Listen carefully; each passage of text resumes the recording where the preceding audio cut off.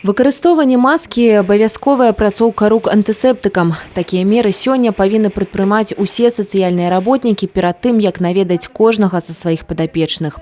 Гэта адзінокія пажылыя і інваліды. У час пандэміі клопат аб іх здароўі і жыцці для сацыяльных службаў пастаўлен у прыярытэт. Мы должны понимать, что старые люди очень боятся сейчас выходить на улицу в основном. Мы им так и рекомендуем. Лучше вы посидите дома, и лишний раз мы пойдем и купим вам товары первой необходимости, продукты и медикаменты. У сацыяльнага работніка з 10-гадовым стажам на абслугоўванні знаходзіцца 11 чалавек.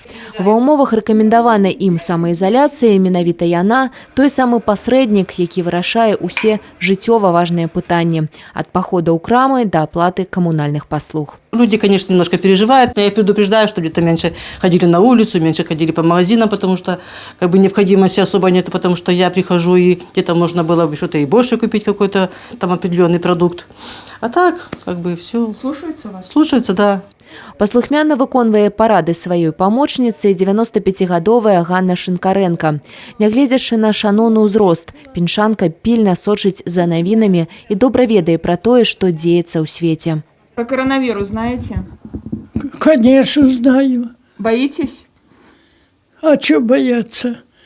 Что всем, то и мне.